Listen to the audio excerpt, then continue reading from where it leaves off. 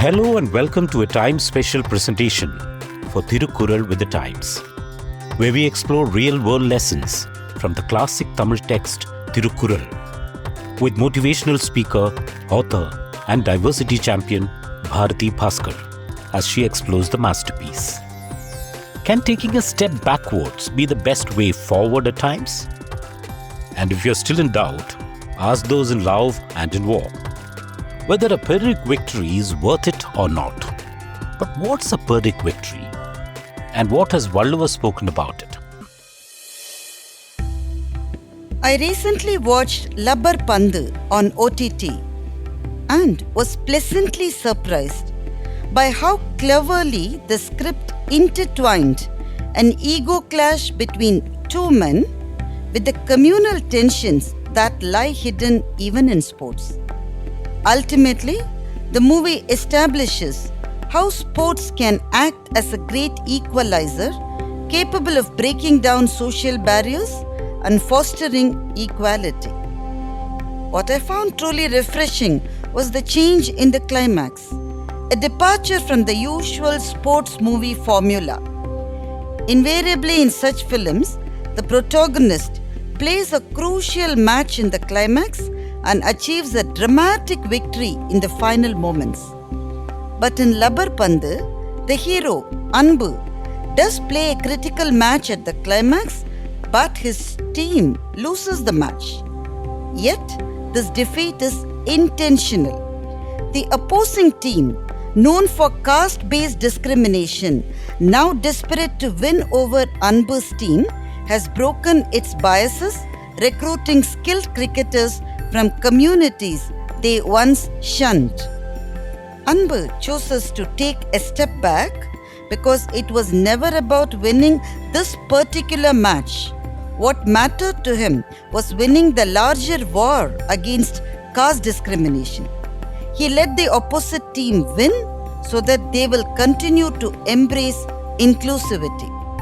This lesson extends far beyond the movie script.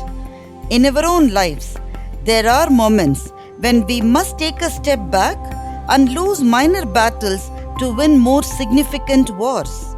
Yet, we often become fixated on winning every argument, every competition, and every short-term goal, only to realize later that we have lost what truly matters to us. Think about the argument you had with your spouse over a minor issue. You may have won the argument, but in the process came across as abrasive and dented the relationship. Or consider those who, in pursuit of instant professional success, push themselves to the brink, sacrificing health and long-term productivity. These small victories have a term as per Greek history: Pyrrhic victories, triumphs that come at an excessive cost. The term Pyrrhic victory is derived from the Greek king Pyrrhus of Epirus. He led his army into Italy to prove that the Greeks were superior to the Romans. Pyrrhus emerged victorious, but the lives lost, about 25,000 men, made his victory hollow. A more modern example of Pyrrhic victory can be found in one of the longest run legal battles of the United Kingdom between McDonald's and two environmental activists, Heldon Steele and David Morris. These activists distributed leaflets accusing McDonald's of environmental harm, prompting the fast food giant to file a defamation lawsuit. The case dragged on for years, and though McDonald's eventually won, the damages awarded, a mere £40,000, were insignificant compared to the millions the corporation had spent on legal fees. Even that £40,000 could not be collected as the journalist declared insolvency. Worse, the public had come to see the activists as martyrs standing up against a mighty corporate. McDonald's may have won the legal battle, but they lost the war.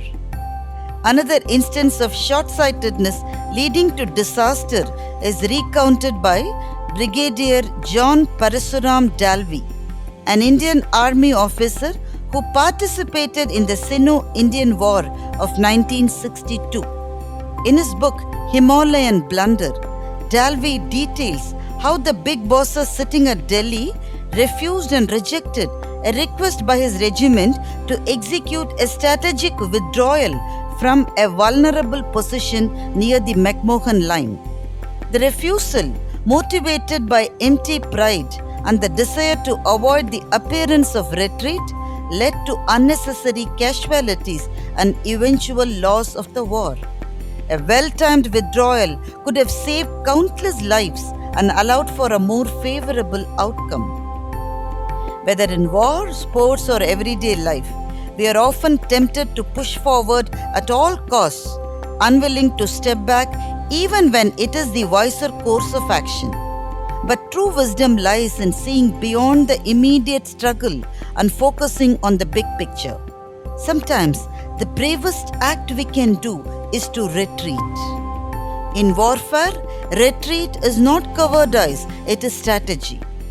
In life, slowing down or stepping back is not weakness, it is a tactic to prepare for future success. So, it's okay to take that step back, breathe, relax, refresh, only to restart with renewed strength and focus. Even the great Tamil poet and strategist Thiruvalluvar understood this principle. In Thirukkural, he compares warriors to rams or he-goats which retreat only to gather strength for a more powerful charge. Ookkam Udayaan Odukkam, Porudhagar Thakkarkku Paerun Thagaiththu. By self-restraint, stalwarts step back, like rams retreating but to butt.